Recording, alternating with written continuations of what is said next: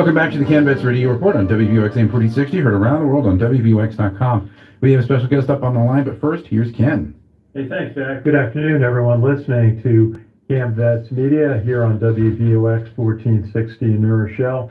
Very pleased to have with us today to discuss the defense budget, which was just approved by Congress, by the Senate last week, $858 billion. I put we have just put the fader Leo up. Shane, the third deputy editor of Military Times. No, Leo, I how just are you wasn't today? sure, so with him. 4,400 pages of this bill yet, but I'm happy to go through what I've read so far. Well, it is immense, and it's a product of how many people's efforts between, you say, the Defense Department, the lobbyists from every company that is proposing a project for the defense budget or is an ongoing supplier. It's just an enormous number of people that are involved with producing this bill, would you say? Yeah, I wouldn't even have a guess how many people. I mean, just on Capitol Hill, you're talking about, more than 100 offices and all of the staffs involved there. They're all talking to hundreds of DoD folks from each of the services. So it really is, this is a must-pass piece of legislation each year. It's got just thousands of different bonus reauthorizations and policy decisions, program starts, things of that sort. So it's really a massive bill, and it's passed for 61 straight years now. And the president will sign in for a 62nd straight year sometime in the next few days, we expect. Very good. Now, obviously, each of the services is looking for funding for its ongoing activities and also for new ones. The Navy's getting 9 more major ships, a couple of submarines. The Army is looking for long-range precision fires for artillery. The Marine Corps is looking for more vehicles. The Air Force is getting 61 more F-35s and a bunch of other planes. What were some of the key discussion points in putting the budget together this year? Yeah, look, I mean, those are the discussion points that we see every year. What equipment do we need, and what's the correct number? Do we need 5 of this ship or 6 of this ship? Do we need, how many F-22s do we need? One of those things that's come up year after year is the A-10 Warthog. Congress has constantly blocked the retirement of that aircraft, but this year it's going to allow the Air Force to finally go ahead. But the real sticking points this year came down to 2 things. One was just the top line. As you said, it's $850 billion plus here. It's actually $817 billion just for the Department of Defense, but there's a lot of back and forth over what that number should be and what was the appropriate number. It's up about 8% from last year's levels, and it's about $45 billion more than what the White House had asked for. Because Congress said, look, inflation's up. All of these costs are up. Buying equipment, buying munitions, buying everything is more expensive. So we've got to put more money in here than what the administration had bargained for when it released its budget estimates last spring. And then in the last few weeks, the other major point of contention has been the DoD vaccine mandate for coronavirus. All service members are required to get vaccinated for that. This legislation repeals that mandate. There will no longer be a requirement that everyone who's serving gets vaccinated. Congress, both Republicans and Democrats, said this has sort of run its course, and if DoD wants to put some new language in or some new requirements, they can look at that, but this blanket mandate that everybody's got it, that's got to go. So that's we just covered the Army-Navy football game. There's really a rivalry among the services for budget, with each service thinking their needs are paramount. And we talked to former Army Secretary Ryan McCarthy, who told us about the artillery, the long-range precision fires that are developed. But they get GPS attached to them. The Navy's saying, they need more ships to put out in the Pacific with this threat of China.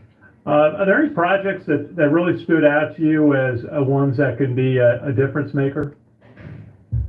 It's hard to say. There's just so much in here. There's nothing that's jumping to mind. The most interesting stuff to us has been, while we expect all of the services to get their money, what's going on with some of this foreign aid? What's going on with the assistance to Ukraine?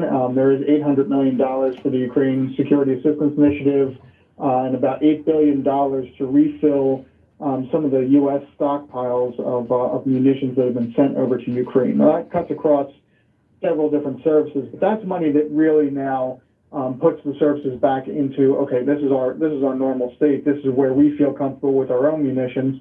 Some of those stockpiles are getting pretty low just because of the generosity of the aid going over there. So I think that's one where the services are really looking at and saying, okay, like we've got our long-term priorities, we've got our long-term plans, but really right now these are the missiles, these are the bullets, these are the various types of munitions that we just need to have in the background in case something happens that make us feel comfortable. Yeah, my colleague Jackie Kurt's got a question for you. Hi, Leo. Ken just mentioned the Army-Navy game. You wrote a story last week about Army linebacker Andre Carter, highly touted linebacker who wants to pursue a career in the NFL, possible first-round draft pick, but because of a provision in that defense bill, it requires 2 years of active duty service before such a waiver could be granted for him to play in the NFL. Tell us a little bit about that. Yeah, I mean, it is quite a surprise to Andre Carter and his family and to the Army coaches as well who didn't see this coming. There's a handful of lawmakers who really think that academy members from any of the services need to serve that 2 years of active duty, need to set an example and put aside any other, any other professional dreams or professional aspirations, especially when it comes to sports. Now since that, we have our story, a number of other stories have come out, there's been some pressure, and we're hearing that there may be language introduced this week to grandfather Andre Carter in and other athletes who are children right now please. would allow them to get a waiver if they're or something. Probably a guest It's the next show, yes. They told her to call in, This authorization bill is on its way to the president's desk. Really? Should be signed in the next couple The of show's days. at 3 o'clock, so That provision goes into effect, and then not that provision is early, Okay, it's so- just on time, but the thing is, I don't have to do anything right now. At this point, I'm Because we're expecting doing this them show. to find some sort of And until after 3, that's when we'll deal, because Ardina at 2:59, Sure, I know Andre Carter. this show's about to fairly end, well. and I you put out talked the to music, him at the Ardina's Army gonna call game, up. and we've been an interview guest of ours all through his Okay, career. And so- she's a Standout co-host for the next individual, show. an amazing representative of West Point and the Army, and he gets a I chance don't to know, go to the Lori NFL, something, represent and the she's Army. on U.S. one. military. I mean is two, very well she's on there, two. and they will do a great He's job in the on one. military. We're talking with Leo Shane from Military Times, and Leo, tell us a little bit about what in the budget takes care of the average sailor, soldier, or airman. Yeah, so the biggest thing is there's a 4.6% pay raise in here. That goes into effect January 1st. So that's one that the largest pay raise we've seen in 20 years. You're going to, the average service member is going to see that right away, and that's good news. Whether or not that's enough to really keep up with inflation is a point of debate, and it's something that they've really struggled with in Congress. But for a mid-career, a senior enlisted junior officer, you're talking about $2,500 more in take-home pay next year. There's also some generous increases for BAH, for housing allowance, and some adjustments to that.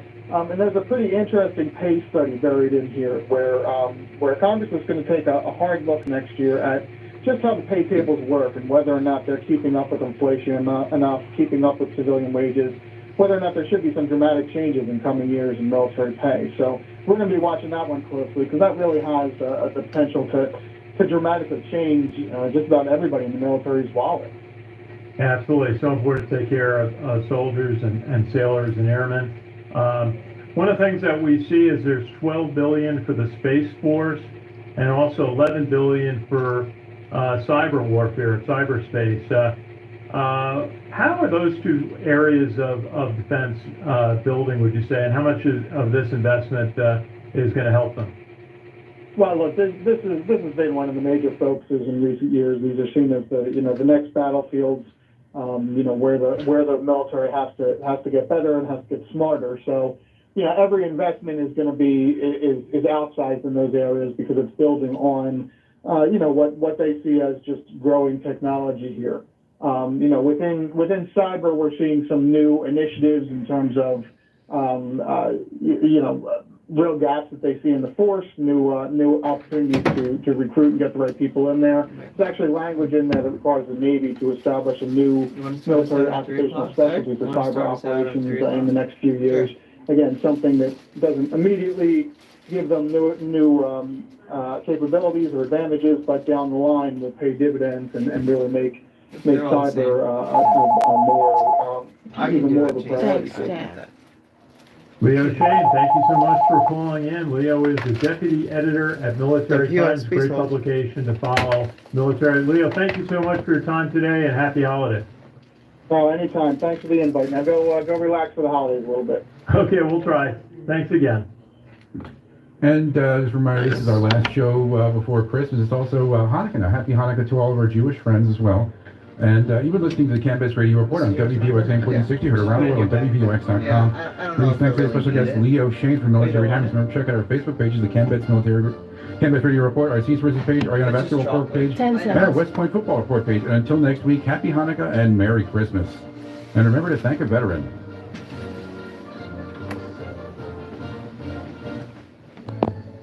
Happy holidays.